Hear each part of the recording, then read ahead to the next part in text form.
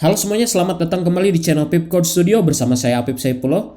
Di video kali ini kita akan melanjutkan seri REST API menggunakan Node.js dan TypeScript. Di video kali ini kita akan coba memasukkan data ke dalam database. Oke, pertama kita coba perbaiki dulu. Ternyata di sini ada error dari video sebelumnya. Ini bisa kita disable yang ini ya. TypeScript ASLIN no misuse promise. Kita coba masuk ke ASLIN, kita off.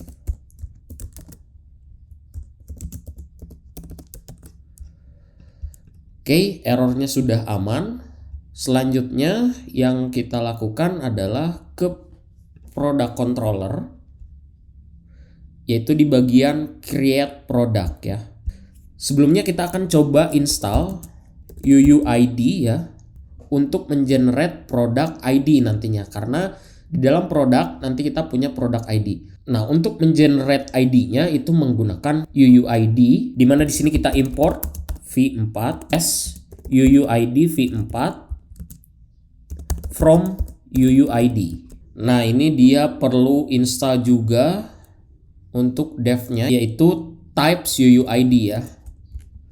Kita copy, paste ke sini. Oke, sudah terinstall. Di sini kita coba create product validation ini, ubah karena ada size ya sekarang, tipenya adalah string. Kemudian juga ada product ID ya. Product ID juga string. Ini harusnya menggunakan underscore ya, product underscore ID. Ini sama joy .string .required.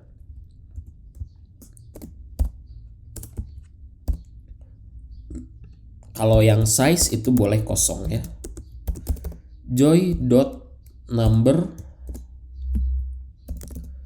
.low string 0 0. Nah, ternyata ini ada yang sama ya. Interface product ini sudah ada juga di dalam product validation. Di controller kita buat juga. Nah, supaya tidak redundant, kita bisa buat sebuah folder di sini, yaitu type saja. Kita buat product.type.ts. Tinggal kita cut saja, masukkan ke sini, kita export default interface product type ya. Nah, di sini kita bisa panggil product type ini dari types product type. Di sana sama, kita copy juga validation, ini import. Yang ini kita bisa hapus. Yang ini bisa kita ubah jadi product type. Sama saja ya, tapi jadi lebih efisien karena hanya butuh satu saja ya. Kita akan buat product ID, tapi kita akan generate menggunakan UUID. Di sini kita bisa tulis rect.body.productID sama dengan UUID 4. Selanjutnya kita masuk ke service product, di mana di sini kita akan buat satu service baru. Kita buat export cons add product to DB. Kemudian di mana dia punya satu parameter, yaitu data produknya, kita tulis saja payload. Kemudian kita gunakan product type di sini. Nah, di sini kita lihat kepake lagi ya product type ya. Jadi sudah ada 3 ya. Jadi better kita pisahkan seperti ini. Di sini kita bisa tulis return await product model dot create. Ya, ini adalah fungsi untuk membuat atau memasukkan data ke dalam database. Parameternya tinggal kita kirimkan payload. Kita kembali ke controller, kita panggil di sini try catch supaya terlihat kalau misalkan ada error ya. Try await add product to DB, di mana dia butuh satu parameter yaitu payload. Payload ini kita ambil dari value. Karena di sini menggunakan await, kita gunakan async ya. Oke, kalau sukses itu kita masukkan yang ini, berarti kita masukkan ke sini. Kita tidak perlu mengirimkan data ya. Kalau error, kita logger error ya di sini. Kita copy aja dari yang atas. Kemudian di sini kita tampilkan errornya. Kemudian kita return seperti ini ya. Kita samakan saja returnnya. Datanya kita hapus saja karena tidak perlu mengirimkan kembali data ke klien ya. Seperti ini saja harusnya untuk create data ke database ya. Kita coba npm run dev, masuk ke Postman, cari yang add product. Di sini kita tambahkan satu lagi yaitu size ya. Size XL misalkan. Kita send. Oh, size must a number. Oh, ini ada salah nih. Nah, ini dia harusnya string ya. Ketahuan ya kalau ada salah. Oke, kita coba lagi. Send. Nah, ini dia. Status code 200. Harusnya ini 201 ya. Kalau created tuh. Message-nya add product success. Kita cek di database. Kita refresh.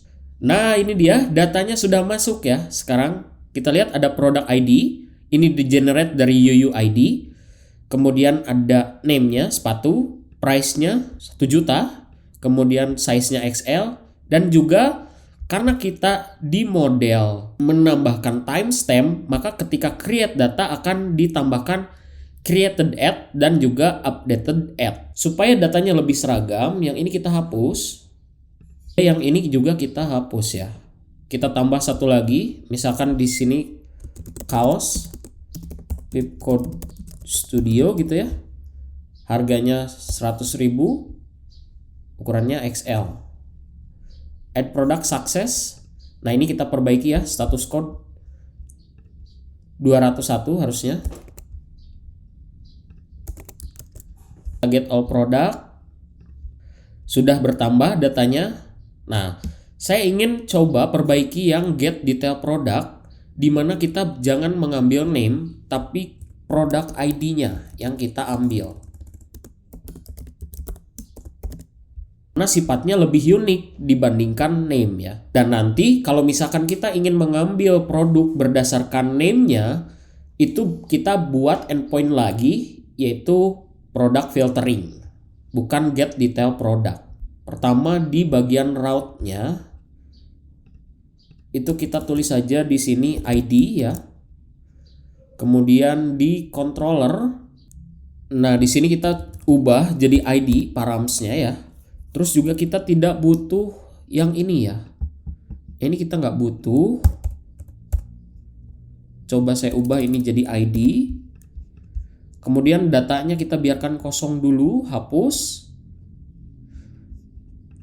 Nah, baru di sini saya mau tulis else.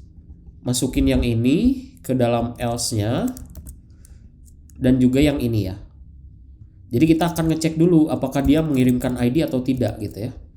Kalau dia mengirimkan ID, maka pengambilan datanya lain lagi gitu ya. Jangan menggunakan yang get product from DB ini. Kita akan coba define satu fungsi di sini, export const get product by ID, asynchronous function. Kemudian dia butuh satu parameter yaitu ID string. Kita coba return await product model dot find one, nama functionnya untuk menemukan hanya satu data saja, di mana filteringnya yaitu product ID diambil dari ID. Tinggal kita panggil di sini const product sama dengan get product by ID. Dia butuh satu parameter yaitu ID ya. Kemudian di sini kita bisa tulis data diambil dari produk. Sekarang kita coba ya. Ambil produknya itu dari ID ya. Produk ID-nya kita copy saja. Di sini Kemudian kita send. Nah, ini datanya kosong, ada sedikit problem sepertinya. Ini harusnya menggunakan await. Oke, kita coba send. Nah, datanya sudah terambil ya. Sekarang berdasarkan ID produknya. Nanti kita akan coba buat juga kalau misalkan kita mau mengambil data berdasarkan nama. Itu seperti apa ya? Kita gunakan filtering nantinya. Kalau misalkan tidak ada, kita coba.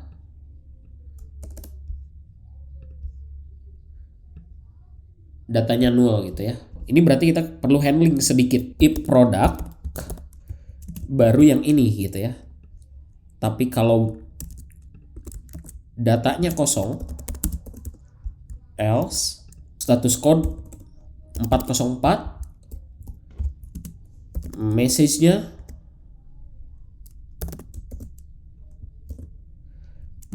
kita tulis data not found, datanya kita kosongkan. Ini kurang koma. Yang ini kita hapus saja. Dan juga yang ini ternyata product type tidak digunakan lagi, kita bisa hapus. Oke, selanjutnya kita send.